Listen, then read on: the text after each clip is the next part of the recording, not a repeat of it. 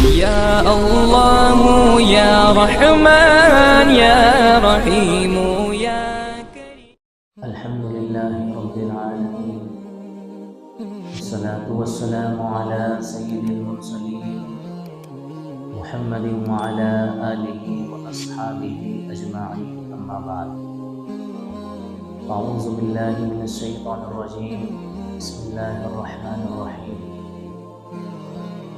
ولا تقربوا الفواحش ما ظهر منها وما بطن ولا تقتلوا النفس التي حرم الله إلا بالحق ذلكم وصاكم به لعلكم تعقلون. صدق الله العظيم. وعن أبي هريرة رضي الله عنه قال قال رسول الله صلى الله عليه وسلم: الإيمان بضع وسبعون شعبة وأعلاها قول لا إله إلا الله وأدناها إماطة الأذى عن الطريق والحياء شعبة من الإيمان، أو كما قال عليه الصلاة والسلام.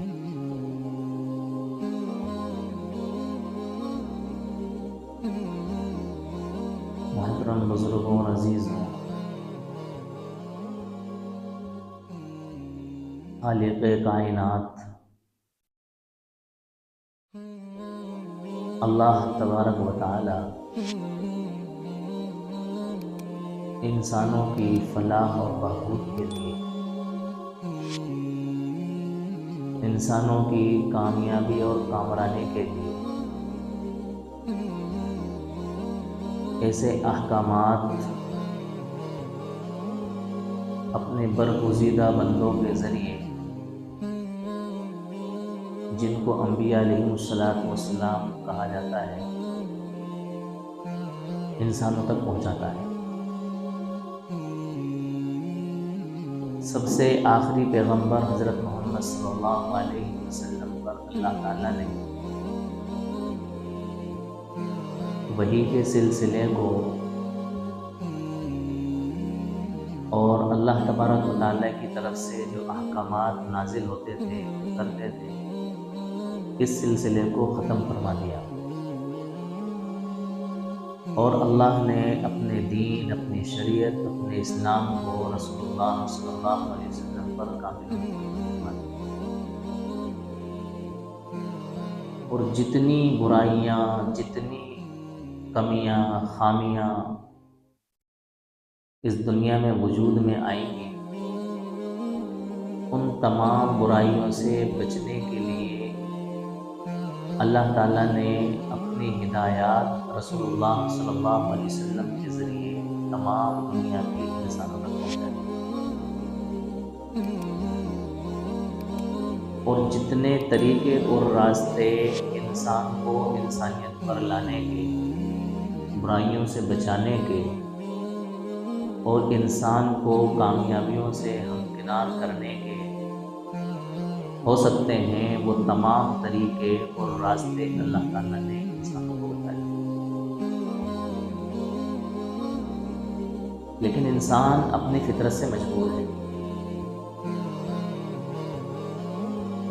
کچھ اس کا خمیر اور مادہ ایسا ہے کہ انسان بعض مرتبہ اپنے نفس کے تقاضوں کو اور اپنے نفس کی چاہتوں کو پورا کرنے میں گریز نہیں کرتا ہے،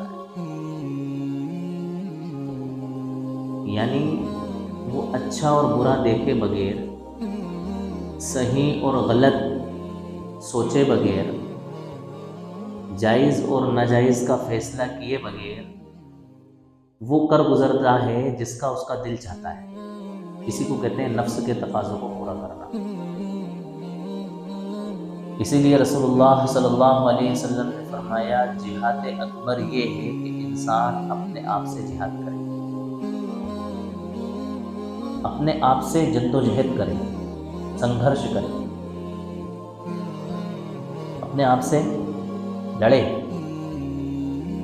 اپنے آپ کو سمجھائے یہ صحیح نہیں ہے، یہ غلط ہے، یہ جائز نہیں ہے، یہ بہتر نہیں ہے۔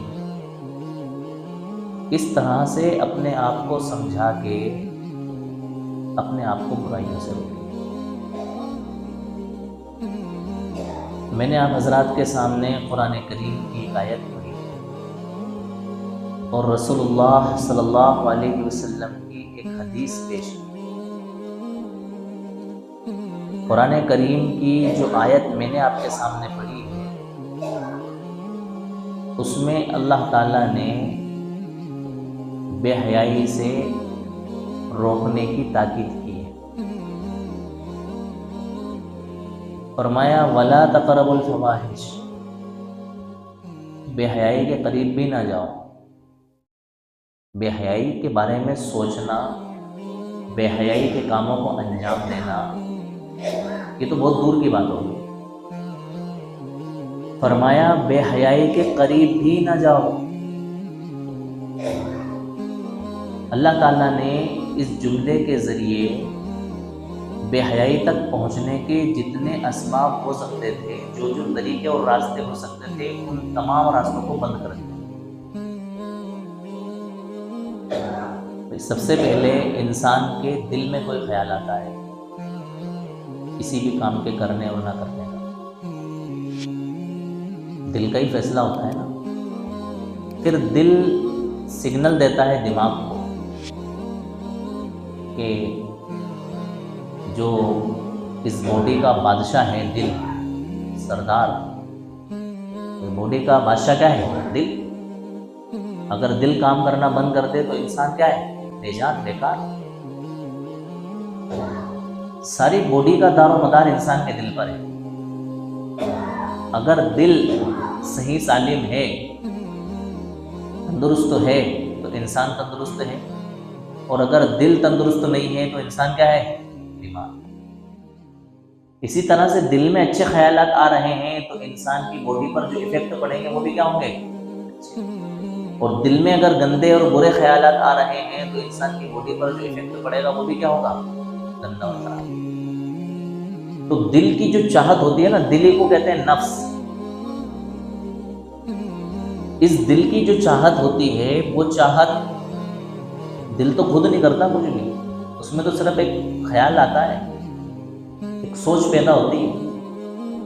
آج یہ کھانے کا من کر رہا ہے، آج یہ دیکھنے کا من کر رہا ہے، آج وہاں گھومنے کا من ہے، آج چھٹی کرنے کا من ہے۔ من وہی دل، من ہم اپنے زبان میں اس کا ترجمہ کر لیتے ہیں، من نہیں لگ رہا، مطلب دل نہیں لگ رہا۔ اب یہ جو دل کے تقاضے ہیں، دل اپنے تقاضوں کو ٹرانسفر کرتا ہے کس کی طرف؟ دماغ کی طرف۔ نہیں ہمیں یہ کرنا ہے، چلو اس کے لیے کچھ کام کرو آپ۔ وہ دماغ جو ہے نا، دل کا وزیر ہے، ہوم منسٹر۔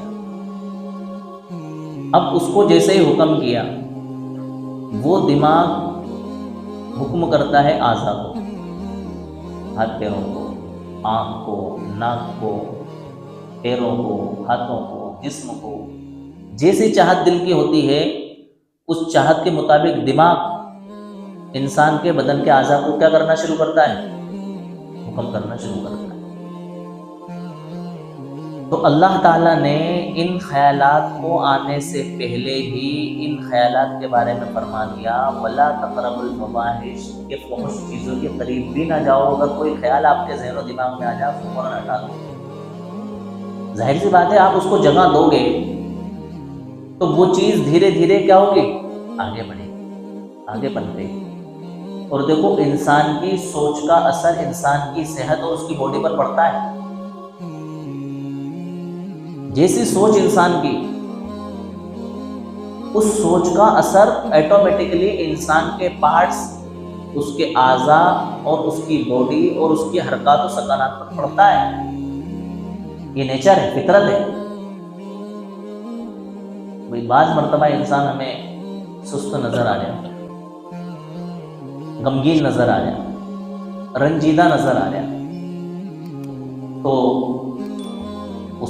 ہم اس کا دل تو دیکھنے نہیں گئے نا کہ بھئی انسان کے دل کے اندر کیا چل رہا ہے، ہم ٹٹولنے تو نہیں گئے، لیکن اس کی ایکٹیویٹیز دیکھ کے، اس کا امپریشن دیکھ کے ہم یہ اندازہ لگا لیتے ہیں کہ آج اس کو کوئی رنج ہے، کوئی صدمہ ہے، کوئی غم ہے۔ ہم پوچھ بھی لیتے ہیں بعض مرتبہ، کوئی بے تکلف ہوتا ہے، ہمارا بھائی کیا ہے آج مرجھائے ہوئے لگ رہا ہے، بہت دکھی نظر آ رہا ہے، کیا بات ہے؟ تو انسان کہتا ہے یار آج دل بہت دکھا ہوتا ہے. پھر اگر کوئی زیادہ قریبی ہوتا ہے تو انسان اپنی وہ رنجیدہ باتیں بتاتا ہے جن باتوں کی وجہ سے اس کو کیا ہے ٹھیس پہنچی ہوئی. بعض مرتبہ انسان بڑا خوش نظر آتا ہے، وہ خوشی اس کے دل کی خوشی ہوتی ہے جو اس کی حرکات و سکنات سے ظاہر ہو رہی ہوتی ہے. ہمارا کوئی بے تکلف ہوتا ہے، پوچھ لیتے ہیں کہ بھائی بڑے خوش نظر آ رہا ہو، کیا بات. انسان اپنا کوئی قریبی ہوتا ہے اس کو کہہ دیتا ہے کہ یار میرا فلاں کام ہو گیا، اللہ کا شکر ہے، اس سے مجھے خوشی ہوتی ہے. بعض مرتبہ انسان بتانا مناسب نہیں سمجھتا ہے تو کہہ دیتا ہے نہیں آپ کو ایسا لگ رہا ہے ایسے الحمدللہ سب ٹھیک. تو انسان کے اندر کے اثرات انسان کی باڈی پر اور اس کے بدن پر کیا ہوتے ہیں؟ ظاہر ہوتے ہیں. ظاہر سی بات ہے جب انسان اچھا سوچے گا تو اس کی باڈی پر اچھے اثرات ظاہر ہوں گے، جب برا سوچے گا تو برے اثرات ظاہر ہوں گے. ظاہر سی بات ہے جب انسان برا سوچنے کی کوشش کرے گا اللہ تبارک و تعالیٰ کا یہ حکم اس کے پاس ٹکرائے گا وَلَا تَقْرَبُوا الْفَوَاحِشَ، اس کی سوچ وہیں سے کیا. اب جتنی فحش، بے حیائی، بد کرداری، بد اخلاقی، بدعنوانی، ان تمام چیزوں کی طرف انسان پہنچ سکتا تھا، ان تمام پہنچوں پر کیا ہو گیا؟ تالا. انسان جائے گا ہی نہیں. جب اس پر یہ اللہ تعالیٰ کا حکم ٹکرائے گا اس کے ذہن و دماغ پر کہ وَلَا تَقْرَبُوا الْفَوَاحِشَ، فحش کے قریب بھی نہ جاؤ، تو بھئی انسان ڈائریکٹلی بے حیائی کے قریب تھوڑی جاتا ہے. دنیا کے اندر انسانوں میں کیونکہ اللہ تعالیٰ نے فطری طور پر حیا رکھی تو ساری دنیا کے انسانوں کو بے حیا بنانا انتہائی مشکل کام. کوششیں انتھک ہو رہی ہیں کہ انسان بے حیا بن جائے، بہت کوششیں ہو رہی ہیں جس کے اندر تمام دنیا کے اکثر و بیشتر لوگ جانے انجانے میں بے حیائی میں مبتلا ہیں. بہت کوششیں ہو رہی ہیں لیکن یک بار ہی سارے معاشرے کو، سارے محلے کو، سارے شہر کو، سارے ملک کو، سارے لوگوں کو بے حیا بنا دیا جائے، یہ کیا ہے؟ کیسے ناممکن ہے کہ بھئی معاشرے کے اندر غیرت اور حیا اتنی ہے کہ اگر ایک دم سے کوئی بے حیائی وجود میں آ جائے تو سارا معاشرہ اور سارے افراد اس بے حیائی کے خلاف کھڑے ہو جاتے ہیں اور باغی ہو جاتے ہیں. یہ کیسے ہو؟ اس لیے وہ بے حیائی ایک دم سے وجود میں نہیں آتی، بے حیائی دھیرے دھیرے وجود میں آتی ہے. اور ظاہر سی بات ہے جب دھیرے دھیرے وجود میں آتی ہے تو وہ کھلم کھلا نہیں بلکہ چھپے چھوری چپکے چھپے ہوئے انداز میں بے حیائی وجود میں آتی ہے. پھر وہ بعد میں چل کے پتہ چلتا ہے کہ یہ بے حیائی ہے. کیونکہ اگر ایک دم سے اس بے حیائی کو اوپن کر دیا جائے معاشرہ اس بے حیائی کو سپورٹ نہیں کر سکتا. یہ انسانی فطرت ہے اور انسانی فطرت کا تقاضا ہے. تو جو لوگ رات دن بے حیائی کو پھیلانے میں انتھک محنتیں اور کوششیں کر رہے ہیں خصوصاً ان کا نشانہ اہل اسلام. بھئی ٹوٹی پھوٹی کچھ حیا ان مسلمانوں میں باقی ہے، ان مسلمانوں کو بھی بے حیا بنا دیا جائے، ان مسلمانوں کو بھی بد کردار اور بد اخلاق بنا دیا جائے، ان کی تہذیب اور ان کے کلچر کو بھی ختم کر دیا جائے، تو وہ تمام تر محنت صرف اسلام کے خلاف کر رہے ہیں کہ کیسے اہل اسلام کو بے حیا بنا دیا جائے. اس کے لیے وہ ڈائریکٹلی بے حیائی کے پوسٹر ہمارے محلوں میں لا کے نہیں لگائیں گے. اگر لگائیں گے تو ہم پھاڑ دیں گے، ہمارے بچے پھاڑ دیں گے، کوئی بھی برداشت نہیں کرے گا.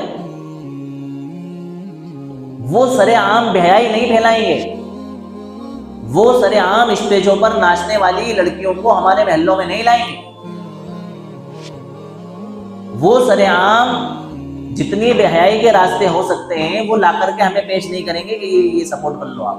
ان کو معلوم ہے کہ اگر ہم اس بے حیائی کے ساتھ کچھ مالی سپورٹ بھی اگر ان مسلمانوں کو کریں گے تو ان کا معاشرہ اس چیز کو قبول کرنے کے لیے تیار نہیں. اس لیے وہ ایسے حربے، ایسے طریقے، ایسے راستے اختیار کرتے ہیں کہ جن راستوں کی وجہ سے اس اسلامی معاشرے میں بے حیائی آ جائے اور یہ اسلامی معاشرہ تباہ و برباد ہو جائے. جس قوم میں بے حیائی آ جاتی ہے وہ قوم تباہ و برباد ہو جاتی ہے، اس کی زندگی ختم ہو جاتی ہے. علماء نے بڑی پیاری باتیں لکھی ہیں کہ حیا اور استحیا، حیا مطلب شرم اور استحیا مطلب زندگی، دونوں ایک دوسرے کے ایسے خاص جز ہیں کہ یہ ایک دوسرے سے زندہ نہیں ہو سکتے. حیا ہے تو زندگی ہے، اور حیا نہیں ہے تو انسان کے پاس زندگی ہے. حیا کے بغیر انسان کی زندگی کیا ہے؟ حیا کے ساتھ انسان با کردار اور با اخلاق زندگی گزارتا ہے، اور بے حیائی کے ساتھ انسان بد کرداری اور بد اخلاقی والی زندگی گزارتا ہے. اس کی زندگی پر اس کے اثرات پڑتے ہیں. ایک بہت بڑے محقق نے ایک بات پیش کی کہ یہ جو دنیا اسلام میں جو برقع پردہ عورتیں کرتی ہیں اس کے خلاف کیوں ہے؟ ساری دنیا کی عورتیں جس طرح سے عام کلچر میں رہتی ہیں، کھلے مزاج کے ساتھ، آزادانہ ماحول کے ساتھ رہتی ہیں، کیا پہن رہی ہیں، کیا اوڑھ رہی ہیں، کس طرح سے بازار میں جا رہی ہیں، بال کیسے کھلے ہوئے ہیں، کپڑے کیسے پہنے ہوئے ہیں، کسی کو کوئی لینا دینا نہیں ہے، اس طرح سے مسلمان بھی اس کلچر کو اپنائیں. کیا برائی ہے؟ مسلمانوں کی عورتیں گھر میں جس انداز میں رہتی ہیں باہر جاتی ہیں تو پردہ کر کے جاتی ہیں، منہ ڈھک کے جاتی ہیں، برقع پہن کے جاتی ہیں. لہٰذا اس برقعے پر پابندی لگائی جائے، اس کو بین کیا جائے. اس پردے کے کیا ہے نقصان ہے؟ نقصان بتانا شروع کر دیں. پردے کے آڑ میں عورتیں چوری کر رہی ہیں، یہ نقصان ہے. ایسا بھی ہوتا ہے، بہت کم ہوتا ہے. پردے کے آڑ میں عورتیں چوری کر رہی ہیں، پردے کے آڑ میں لڑکیاں بھاگ رہی ہیں، پردے کے آڑ میں یہ ہو رہا ہے، پردے کے آڑ میں وہ ہو رہا ہے، فلاں ہو رہا ہے، ڈھکا ہو رہا ہے. تو یہ جو کچھ تھوڑا بہت پردے کی آڑ میں ہو رہا ہے، یہ اس لیے نہیں ہو رہا ہے کہ پردہ اس کو سپورٹ کر رہا ہے، کہ پردہ اس لیے بنایا گیا ہے کہ تم یہ سب کام کرو. بھیا پردے کا استعمال تو اس لیے ہوا ہے کہ اس کے ذریعے خواتین لوگوں کی گندی نظروں سے محفوظ رہیں، لوگوں کی حوث کا نشانہ بننے سے بچی رہیں. بھئی کوئی آدمی یہ کہے کہ یہ بجلی کاٹ دو، بجلی ختم کر دو، بجلی نہیں ہونا چاہیے دنیا میں. کیوں؟ اس لیے کہ بہت سارے لوگ بجلی کا استعمال کر کے اپنی جان زوخم میں ڈال رہے ہیں، اپنی جان ہلاک کر رہے ہیں، کرنٹ کے ذریعے مر رہے ہیں. بجلی کا ایجاد اور بجلی کا وجود اس لیے تھوڑی ہوا تھا کہ لوگ کرنٹ کے ذریعے آتما ہتیا کریں یا خودکشی کریں. بجلی تو لوگوں کے فائدے کے لیے وجود میں آئی ہے تاکہ لوگ اس سے کیا کریں؟ فائدہ اٹھائیں. ٹھیک اسی طرح سے پردے کا وجود اس لیے نہیں ہے کہ پردے کی آڑ میں لوگ غلط کام انجام دیں. پردے کا وجود تو اس لیے ہے کہ عورتیں پردے کی آڑ میں اپنی عزت اور عصمت کی حفاظت کریں، لوگوں کی حوث کا نشانہ بننے سے بچیں. اگر کوئی اس کا غلط اپیوگ اور غلط استعمال کر رہا ہے تو اس میں پردے کا کیا رول ہے؟ وہ اس کے نیچر کا رول ہے، اس کی فطرت کا رول ہے. تو اس محقق نے بڑی پیاری بات کہی کہ اس پردے کے پیچھے جو بدنام کرنے کی سازش اور پلاننگ ہے کہ پردے پر بینڈ لگایا جائے، وجہ یہ ہے کہ پردہ کرنے والی عورتیں میک اپ نہیں کرتی ہیں. اب میک اپ ہے اس کو بڑا نقصان ہے جو میک اپ کا استعمال نہیں کر رہی ہے پردہ کرنے کی وجہ سے. میک اپ کا مقصد ہے وہ کو بھائی میک اپ آسان تاکہ اس کا اب میک اپ ہے اس کو بڑا نقصان ہے جو میک اپ کا استعمال نہیں کر رہی ہے پردہ کرنے کی وجہ سے. میک اپ کا مقصد ہے وہ کو بھائی میک اپ آسان تاکہ اس کا 150 روپے کا جو میک اپ اس نے کیا ہے اس میک اپ کو لوگ دیکھیں، اس کی بڑی سندر آ رہی ہے ماشاءاللہ. بس کیوں آ رہی ہے کھٹپٹ بھائی.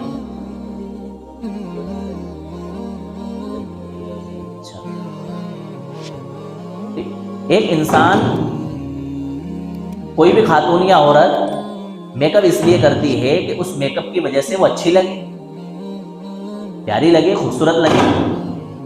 اور کچھ خواتین اس کی تعریف کر دیں، بھائی آپ بڑی پیاری لگ رہی ہیں، بڑی اچھی، بڑی سندر لگ رہی ہیں. لیکن وہی عورت اگر پردہ کر کے میک اپ کر کے اوپر سے پردہ کر لے، حجاب باندھ لے، اپنا منہ ڈھک لے، تو اس کا میک اپ کرنے کا کوئی فائدہ ہوا نہیں.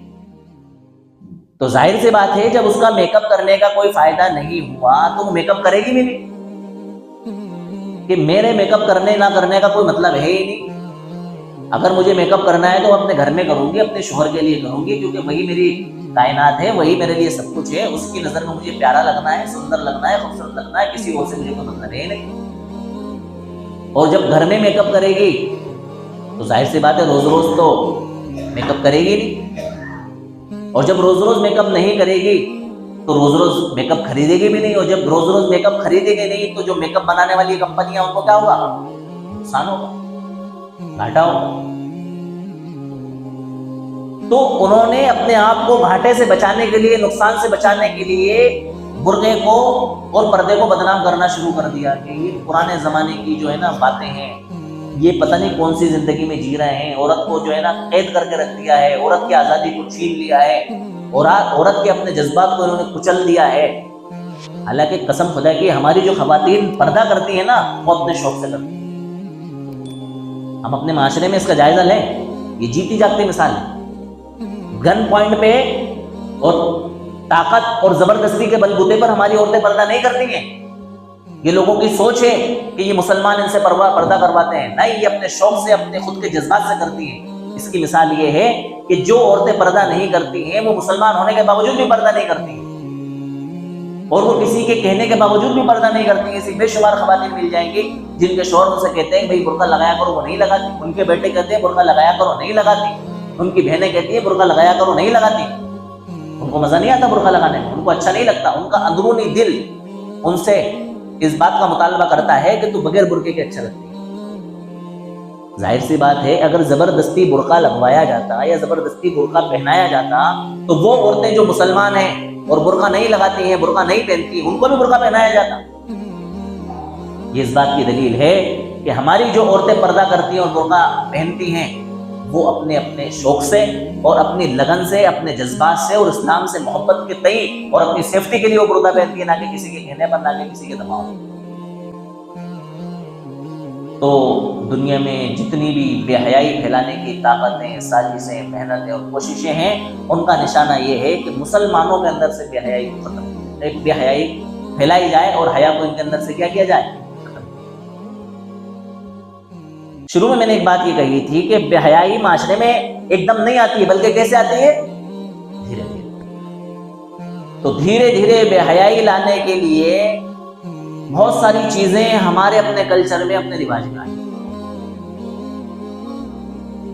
کیسے؟ اس کی مثال آپ سمجھیں۔ 8-10 سال کی بچی ہے، ہم نے یہ کہہ کر کے اس کو اگنور کرنا شروع کر دیا ہے، یار چھوٹی بچی تو ہے، اتنا کوئی ضروری تو ہے نہیں۔ دیکھو ہمارے اسلام نے ہمیں افراط اور تفریط سے بچایا۔ بالغ بچی اگر ہے تو اس کو شریعت نے پردے کا حکم دیا ہے، اور اگر بالغ بچی نہیں ہے تو شریعت نے اس کو پردے کا حکم نہیں دیا۔ لیکن ہماری عقل اس بات کا تقاضا کرتی ہے کہ بچی بلوغت کے قریب پہنچ رہی ہے، تھوڑی سی ہوشیار اور سمجھدار ہو رہی ہے، تو اس کے لیے ایسا مناسب لباس تجویز کیا جائے، ایسا مناسب لباس اس کو پہنایا جائے کہ جس کی وجہ سے اس کی حیا برقرار رہے اور اس کو اس کے اندر ایک سیفٹی فیل ہو، اچھا محسوس ہو، اس کو ایسا لگے کہ میں جو کپڑے پہن رہی ہوں ان کپڑوں کے اندر میری حیا پوشیدہ ہے۔ اور ہم کیا سوچ کے اگنور کر دیتے ہیں؟ 11 سال کی بچی، چھوٹی بچی تو اس کو جینس پہنا رہا ہے، پینٹ پہنا رہا ہے، اسکرٹ پہنا رہا ہے، اور نئے نئے لباس، آپ دیکھو کیسے کیسے لباس ہمارے اپنے معاشرے کے اندر آ رہے ہیں۔ اب وہ بچی ہوشیار ہو رہی ہے، ابھی ہم نے اس کے اندر حیا داخل کرنے کی اور حیا پیدا کرنے کی کوشش نہیں کی، حیا کا ماحول نہیں دیا، دھیرے دھیرے دھیرے دھیرے اس کے اندر کیا ہوتی ہے؟ بے حیائی آنا شروع ہوتی ہے۔ اور اس بے حیائی کا نقصان ہمارے معاشرے میں یہ ہوتا ہے کہ بچی جب بڑی ہوتی ہے تو بڑی ہونے کے بعد میں جن چیزوں سے، جن باتوں سے اس کو حیا کرنا چاہیے تھا، ان باتوں میں وہ بلا جھجک بے دھڑک انوالو ہونا شروع ہوتی ہے، اور بے حیائی کی باتیں دھیرے دھیرے کرنا کیا ہو جاتی ہے؟ شروع ہو جاتی ہے۔ ہمیں پتہ نہیں ہوتا ہے، ہم تو گھر میں ان کے پیرنٹس ہوتے ہیں، بڑے ہوتے ہیں، ماں باپ ہوتے ہیں، بہن بھائی ہوتے ہیں، تو وہ تمام باتیں ہمارے سامنے نہیں آتی ہیں، وہ تمام باتیں ان کی سہیلیوں میں، دوستوں میں اور ملنے جلنے والوں میں جم پائی۔ تو اسلام نے شروع سے اس بات کا پابند بنایا کہ ہم اپنے بچوں کو ایسے ماحول میں ڈالیں کہ جس کی وجہ سے ان کی حیا کیا رہے؟ برقرار رہے، ان میں حیا پروان چڑھتی رہے۔ اگر ان کے سامنے کوئی بے حیائی کی بات ہو جائے تو ایسا لگے کہ یہ کیسی بات آپ نے اپنے منہ سے بول دی، اور کیسی بات اپنے منہ سے آپ نے نکال دی، بڑی بے حیائی کی بات آپ نے کر دی، بے غیرتی کی بات کر دی۔ تو اسلام دشمن طاقتیں اور سازشیں اس پلاننگ میں ہیں کہ ان مسلمانوں کو کسی بھی طرح سے بے حیا بنا دیا جائے، اب آج کے اس دور میں سوشل میڈیا کا دور اور مختلف ایپس کے ذریعے ایسی بے حیائی پھیلائی جا رہی ہے، ایسا فروغ دیا جا رہا ہے کہ بے حیائی کی جو فضیحت ہمارے اندر ہونا چاہیے تھی، بے حیائی کی جو مذمت ہمارے اندر ہونا چاہیے تھی، وہ مذمت ہمارے دلوں سے کیا ہو رہی ہے؟ میں یہ نہیں کہہ رہا کہ ہم نے چھوٹے بچوں کو موبائل دلوا دیے ہیں، موبائل کا استعمال کر رہے ہیں، ہمارے اپنے گھروں کے موبائل وہ استعمال کرتے ہیں، استعمال کرتے کرتے ایسی چیزیں آ جاتی ہیں کہ جو چیزیں بچوں کو دیکھنا کیا ہمیں دیکھنا مناسب نہیں ہوتی، وہ چیزیں ان کے سامنے آ جاتی ہیں، بچوں کو تھوڑی پتہ ہوتا ہے، لیکن وہ چیزیں ان کے ذہن و دماغ کے اوپر اثر ڈال رہی ہیں، وہ ان کے ذہن و دماغ سے حیا کا تصور ختم کر رہی ہوتی ہے۔ کینیڈا کی ایک یونیورسٹی، اس یونیورسٹی میں وہاں کے اسکالروں نے ایک ریسرچ کی کہ بے حیائی والا مواد، فحش مواد انسانوں کو کیسے نقصان پہنچاتا ہے، اور انہوں نے یہ بھی ریسرچ کی ہے کہ اس دنیا کے اندر موبائل فون کے ذریعے، انٹرنیٹ کے ذریعے 50% فحش مواد استعمال کیا جاتا ہے اور دیکھا جاتا ہے۔ کتنے فیصد؟ 50%۔ 1,00,000 لوگ اگر اسمارٹ فون استعمال کر رہے ہیں، اینڈرائڈ موبائل استعمال کر رہے ہیں، تو ان میں سے 50,000 لوگ ایسے ہیں جو کہ غلط اس موبائل کا استعمال کر رہے ہیں، فحش اور بے حیائی والی چیزیں اس موبائل کے اندر ہیں۔ 50%۔ یہ بڑی یونیورسٹی کے اسکالر اور ان کی ریسرچ اور ان کی تحقیق بتا رہی ہے۔ پوری دنیا کا یہ ماحول، ہم پوری دنیا کے لیول پر بات نہیں کرتے، ہم اپنے شہری لیول پر بات کرتے ہیں۔ اگر ہمارے اپنے شہر کے اندر منیمم میں سمجھانے کے لیے کہہ رہا ہوں، مجھے کنفرم نہیں پتا ہے، 50,000 کی آبادی، تو 25,000 افراد ہمارے اپنے شہر میں ایسے پائے جاتے ہیں جو فحش مواد کو لیتے ہیں اور چھوٹے استر پر آتے ہیں۔ فرض کریں ہمارے اپنے شہر میں 30,000 مسلم آبادی، اس 30,000 مسلم آبادی میں سے 15,000 مسلم آبادی فحش مواد استعمال کرتے ہیں اور چھوٹے استر پر آتے ہیں۔ فرض کریں ہمارے اپنے محلے میں 10,000 لوگ ہیں، کتنے لوگ ہیں؟ ان 10,000 لوگوں میں سے 5,000 لوگ فحش مواد دیکھ رہے ہیں اور استعمال کر رہے ہیں۔ بھائی فحش مواد میں ایسا مواد اور ایسی چیزیں جن کو دیکھنے سے حیا ہے، وہ برہنہ مواد بھی ہو سکتا ہے اور نیم برہنہ مواد بھی ہو سکتا ہے، اور فحش گفتگو اور باتیں بھی ہو سکتی ہیں۔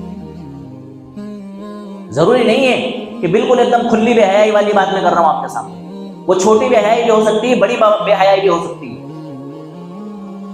یہ ریسرچ ہے کہ ساری دنیا کے اندر 50% لوگ بے حیائی کا مواد کیا کر رہے ہیں؟ استعمال کر رہے ہیں، اور ان کو ان کے نقصانوں کے بارے میں پتہ نہیں کہ کیا کیا نقصانات اس سے۔ کینیڈا کی اس یونیورسٹی کے اسکالروں نے تحقیق کی ہے، ریسرچ کی ہے کہ اس فحش مواد دیکھنے کی وجہ سے انسان کے دماغ کے ایک حصے کو بڑا نقصان پہنچتا ہے۔ ہمارا دماغ کا جو اللہ تعالیٰ نے دماغ بنایا ہے یہ کئی حصوں پر مشتمل ہے، اور الگ الگ کام ہمارے دماغ کو ملے ہوتے ہیں کہ اس والے حصے کو یہ کام کرنا ہے، اس والے حصے کو یہ کام کرنا ہے، اس والے حصے کو یہ کام کرنا ہے۔ تو ہمارے دماغ کا ایک حصہ وہ ہے جو کہ قوت ارادی کی صلاحیت رکھتا ہے، ہمارے دماغ کا ایک حصہ وہ ہے جو کہ جسمانی حرکات کی صلاحیت رکھتا ہے، اور ہمارے دماغ کا ایک حصہ وہ ہے جو اخلاقیات پر کنٹرول رکھتا ہے۔ فحش مواد دیکھنے کی وجہ سے ان تینوں حصوں کو بے حد نقصان پہنچتا ہے۔ غلط چیزیں موبائل پر دیکھنے کی وجہ سے ان تینوں دماغی حصوں کو بے حد نقصان پہنچتا ہے۔ قوت ارادی کا مطلب یہ ہے کہ کسی کام کو کرنے کا ارادہ ہمارے دماغ کے اندر آتا ہے، وہ ارادہ کرنے کی قوت اور صلاحیت ہمارے دماغ سے ختم ہو جاتی ہے، ہم کسی کام کے کرنے کا ارادہ ہی نہیں کر پاتے، سب سے بڑا نقصان۔ دوسرا ہمارے دماغ کا جو حصہ ہے وہ یہ ہے کہ وہ دماغ کا حصہ ہمارے بدن کو حرکت کرنے کی تاکید کرتا ہے۔ فرض کریں ہمارے دماغ میں خیال آیا کہ بھائی نماز پڑھنے جانا ہے، تو دماغ تو نماز پڑھنے نہیں جائے، بلکہ دماغ سگنل دے گا پیروں کو کہ بھائی چل اذان ہو گئی ہے، مسجد کی طرف چل۔ اب یہ جو پیروں کو جو حرکت کرنے کا دماغ حکم دے رہا ہے، یہ دماغ کو حکم دینے کی صلاحیت ختم ہو جاتی ہے، وہ دماغ کام کرنا بند کر دیتا ہے، وہ حکم دیتا ہی نہیں ہے کیا کرنا ہے۔ تیسرا ہمارے دماغ کا وہ پوائنٹ ہے جو کہ اخلاقیات کو کنٹرول رکھتا ہے. میں نے پہلے بتایا تھا نا کہ اخلاقیات اچھے بھی ہوتے ہیں برے بھی ہوتے ہیں. بھائی برے اخلاق ہیں تو انسان کے دماغ کے اندر وہ کنٹرول وہ پاور ہوتا ہے کہ برے اخلاق سے اس کو روکتا ہے کہ یہ غلط چیز ہے, ایسا آپ کو نہیں کرنا چاہیے. اور اچھے اخلاق ہیں تو اچھے اخلاق کو کرنے کی دماغ تاکید کرتا ہے کہ یہ بھلا کام ہے, بڑا پیارا کام ہے, پرن کا کام ہے, اس کام کو آپ انجام دیں. جب انسان غلط مواد, فحش مواد, بے حیائی والی چیزیں موبائل پر انٹرنیٹ پر دیکھتا ہے تو یہ صلاحیت انسان کی ختم ہو جاتی ہے. نہ اچھے اخلاق کو انسان کا دماغ کنٹرول کر پاتا ہے, نہ ہی برے اخلاق کو انسان کا دماغ کنٹرول کر پاتا ہے. یعنی جہاں اچھا کام کرنا چاہیے تھا اس کے اچھے کام کرنے کی ہمت نہیں ہوتی ہے, اور جہاں اس کو برا کام کرنا تھا اس برے کام سے وہ انسان بچ نہیں پاتا. یہ ذہنی نقصانات انسان کو غلط موبائل کا استعمال کرنے کی وجہ سے اور موبائل پر اور انٹرنیٹ پر غلط چیزیں دیکھنے کی وجہ سے نقصان پہنچتا ہے, جو ہماری اپنے قوم کو پتا. اور میں ایک چیز اور آپ کو بتا دوں جو مجھے بتانا نہیں چاہیے تھا. ہمارا پڑوسی ملک جس کے اندر 97% آبادی مسلم آبادی پائی جاتی ہے, ساری دنیا میں نمبر 1 پر فحش مواد دیکھنے میں. دنیا کی نظر میں تو مسلم ملک ہے, اسلامی ملک ہے, لیکن اس کے باوجود دنیا میں نمبر 1 پر. بھائی ساری دنیا کا ہر چیز کا ڈاٹا دنیا کے پاس موجود ہے, اور دنیا اتنی آگے چلی گئی ہے کہ ہم ابھی تک ہے نا اس کی ABCD سے بھی واقف نہیں ہے. دنیا جتنی آگے پہنچ گئی ہے اس کی اتنی اور اس کے لیے موٹی اور جیتی جاگتی مثال میں آپ کو بتا رہا ہوں. فرض کریں آپ نے فیس بک پر یا یوٹیوب پر کوئی ایک چیز دیکھی اور وہ چیز تھی نیوز سے ریلیٹڈ, اور نیوز میں بھی ہزاروں چینل چلتے ہیں, لیکن آپ نے فرض کریں رویش کمار کے چینل کو دیکھا, تو اب آپ جب آگے اسکرول کریں گے تو آپ کے پاس رویش کمار کی ویڈیو آئیں گی, کسی دوسرے کی نہیں آئیں گی. اور غلطی سے اگر ایک تو آگے گئی ہیں, اگر آپ نے لگاتار 15 سیکنڈ تک کسی ایک چیز کو نظر جما کر کے دیکھ لیا, آپ کی میموری کو یہ انٹرنیٹ ایسا کیچ اپ کرے گا اور یہ سگنل کو سمجھ لے گا کہ آپ کیا چیز دیکھنا چاہتے ہیں, کس چیز میں انٹرسٹڈ ہیں, اسی کے تعلق سے وہ آپ کو چیزیں دیں. میں تو نیوز کی بات کر رہا ہوں, لیکن نیوز میں بھی ہزاروں اینکر ہیں. ان ہزاروں اینکر میں سے بھی آپ نے جس اینکر کو 1 منٹ تک 1.5 منٹ تک کنٹینیو دیکھ لیا, اس کے 2-3 شارٹ ویڈیو دیکھ لیے, اسی اینکر سے متعلق آپ کے پاس میں ویڈیو آئی. آپ نے کسی کامیڈین کی کامیڈی دیکھ لی, اسی کی کامیڈیاں آپ کے پاس میں آئیں گی. اب سوچو آپ دنیا کتنی آگے پہنچی, وہ ہمارے نفسانیات کو کیسا سمجھ رہا ہے, وہ ہمارے جذبات کو کیسا سمجھ رہا ہے. تو موبائل کا صحیح استعمال کرنا غلط نہیں ہے, آپ صحیح استعمال کریں, جائز کاموں میں استعمال کریں, یہ بہت بڑی ضرورت کی چیز ہے. لیکن بیجا استعمالات سے اپنے آپ کو اور اپنے نوجوانوں کو غلط لتوں سے اور غلط عادتوں سے اور فحش مواد سے بچائیں, ورنہ اس کے وہ نقصانات ہمارے سامنے آئیں گے جو نقصانات میں نے آپ کو ابھی بتائے ہیں. اور یہ نقصانات یہیں تک محدود نہیں ہیں, ان کے نقصانات انسان کو ڈپریشن میں لے جاتے ہیں, ازدواجی زندگیوں کو برباد کرتے ہیں, گھریلو ماحول کو خراب کرتے ہیں, انسان کو مٹھا بناتے ہیں, انسان کو اپاہج اور کمزور بناتے ہیں, انسان کسی لائق نہیں بنتا ہے, وہ جیتے جاگتے انسان مر جاتا ہے, زندہ لاش ہوتا ہے صرف انسان. میں نے بتایا نا ابھی کہ حیا اور استحیا, یعنی کہ حیا اور حیات, زندگی اور حیات دونوں ملی جلی ہوئی ہے. اگر حیا نہیں تو انسان جیتے جی مر گیا, ختم ہو. اور اگر حیا انسان کے اندر موجود ہے تو وہ جیتا ہوا ہے اور زندہ ہے اور لوگوں کے درمیان میں ہے, اور طاقت و قوت کے ساتھ وہ اپنی صلاحیتوں کو اچھے کاموں میں کیا کرے گا.